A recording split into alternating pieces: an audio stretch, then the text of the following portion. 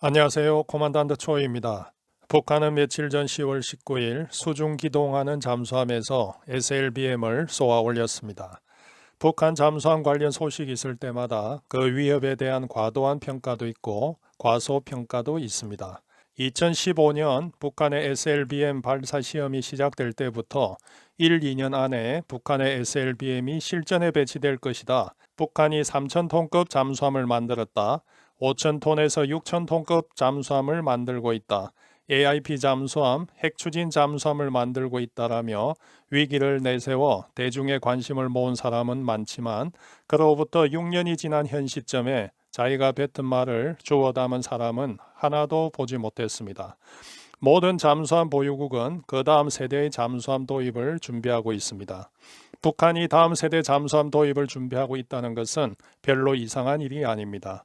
그런데 북한이 도발을 할 때마다 북한의 신형 잠수함이 내일이라도 짠 하고 나타날 것 같은 경고만 날리고 있습니다. 이런 사람들은 아마 10년 뒤에 북한이 신형 잠수함을 내놓아도 그래 내가 벌써 말했잖아 하고 할 사람들입니다. 이에 반해 아직 북한은 신형 잠수함을 만들 수 있는 준비가 전혀 되지 않았고 SLBM도 실체가 없는 쇼일 뿐이라고 과소평가하는 사람도 있습니다. 이러한 평가가 엇갈리는 것은 북한의 현 상황에 대한 정보가 불확실하기 때문입니다. 어쩌면 저도 불확실하지만 제가 하고 싶은 말만 할지도 모릅니다. 하지만 나름 드러난 사실을 기반으로 평가를 해보고자 합니다. 북한은 보통 공산국가들이 그러듯이 보여주기를 좋아합니다. 지난 10월 19일 SLBM 발사를 통해서 무엇을 보여주고 싶었을까요? 우선 북한이 공개한 이 사진을 한번 보겠습니다. 앞에 사진 3개는 미사일 사진이므로 다른 분들께 분석을 맡기고 저는 네 번째 잠수함 사진을 보겠습니다. 이 잠수함은 전체적인 외형으로 보았을 때 북한도 밝혔듯이 심포급 잠수함입니다. 다른 말로 고래급이라고도 합니다.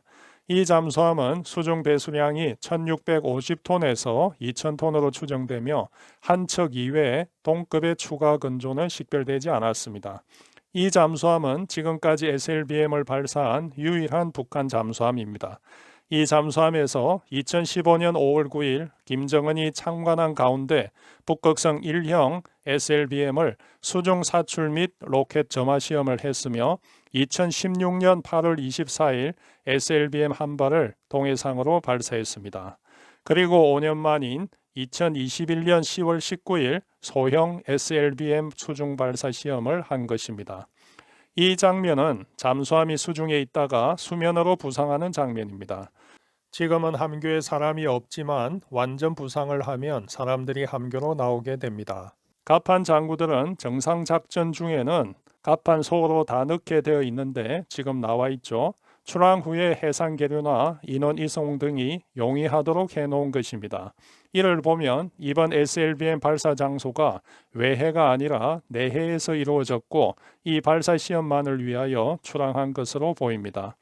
2016년 형태와는 좀 다르지만 함교탑 뒤쪽에 통신기 안테나가 고정되어 있고 잔망경이 올려져 있고 수직 발사관 상부 덮개가 열려 있는 것으로 보아 얕은 심도에서 발사 직후 부상하는 장면으로 보입니다. 그리고 이 사진 앵글을 보면 항공 차량이 아니라 인근에 수상함이 있었고 통신을 유지하고 있다가 824 숫자가 잘 나오는 위치에서 촬영하였음을 알 수 있습니다. 함교탑에 있는 824, 이 숫자는 무엇일까요? 이전 심포급에는 아무 숫자도 없었습니다.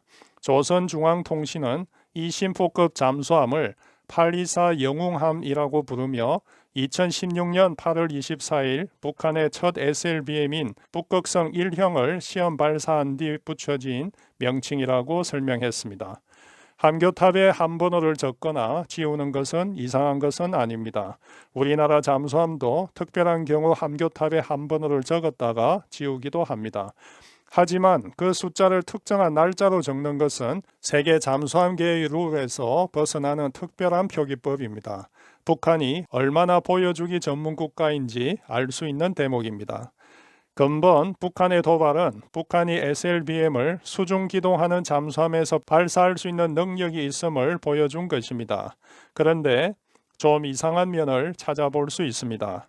근본 발사된 소형 SLBM은 2021년 10월 11일 북한 국방발전 전람회 자위 2021에서 처음 공개된 것입니다. 이것이 근본에 발사한 것으로 추정하는 소형 SLBM이고 그 옆에 2015년과 2016년에 발사한 북극성 1형이 있고 아직 해상 발사는 하지 않았지만 열병식에서 공개된 북극성 4형 아니면 5형으로 보이는 대형 SLBM이 있습니다.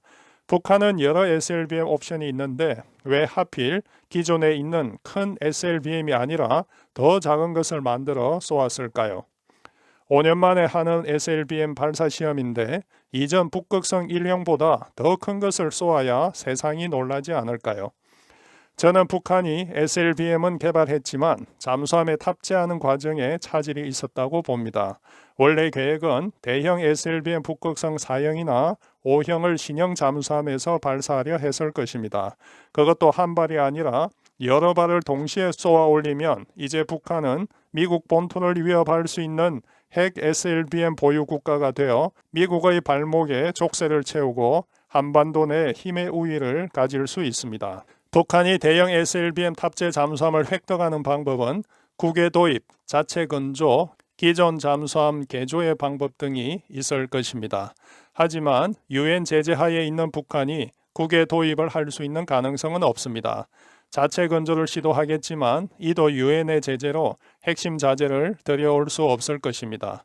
결국 자체 건조를 해도 심포급 같은 시험 목적함 정도이지 정상 작전에 투입할 수 있는 성능의 잠수함을 만들지는 못했을 것으로 보입니다. 또 이 심포급 잠수함은 신형 잠수함이라기보다는 로미오급 잠수함을 개조했을 가능성도 있습니다. 심포급 잠수함은 수중 배수량이 2,000톤급 미만입니다. 언론 매체에서는 구분 없이 사용하지만 잠수함의 배수량은 기본적으로 수상 배수량으로 말합니다. 따라서 심포급은 1,000톤급 후반의 잠수함입니다. 이 정도 크기의 잠수함이 콜드 라운칭 방식의 북극성 1호의 발사 압력을 버티기에는 역부족이었을 것입니다. 그래서 심포급에 제한된 배수량으로 그 반발력을 버틸 수 있도록 만든 SLBM이 근본 공개된 소형 SLBM으로 판단됩니다. 북한 입장에선 여러 핵무기 투발 수단 중에 미국을 가장 크게 위협할 수 있는 것이 SLBM입니다. SLBM을 쏘아 올린 지가 이미 5년이 지났기에 도발할 시점이 되었지만 대형 SLBM을 쏘아 올릴 수 있는 여건이 안 되기에 가용한 심포급을 이용해서 소형 SLBM을 쏜 것으로 판단합니다. 그럼 앞으로 북한이 SLBM을 실전에 배치한다면 시험 잠수함인 심포급으로는 안 될 텐데 어떤 잠수함으로 전력화를 시킬까요? 방안은 두 가지가 있습니다. 먼저 심포급을 업그레이드해서 작전 투입 가능한 신조 잠수함을 만드는 방법입니다. 물론 언젠가는 3,000톤급 이상의 신형 잠수함을 만들 것입니다. 하지만 김정은은 금년 신년사에서 이제야 설계 검토가 끝났다고 했는데 그 잠수함의 실체는 언제 나타날까요? 저는 최소 10년 이상이 걸리거나 아니면 그 후에도 보지 못할 가능성도 있지 않을까 생각합니다. 두 번째 방안은 기존의 로미오급 잠수함을 SLBM 탑재용으로 개조하는 것입니다. 2019년 7월 김정은이 개조 현장을 순시하였고 2021년 북한 신년사에서도 김정은이 중고 잠수함을 개조했다고 밝히기도 했습니다. 하지만 과연 그 개조 작업이 성공했는지에 대해서는 아직도 의문입니다. 북한 입장에서는 로미오급 잠수함을 20척이나 가지고 있으므로 이것만 성공해도 대박이라 할 수 있는데 과연 어떻게 될지 지켜보아야 하겠습니다. 이상 코만단트 조이였습니다.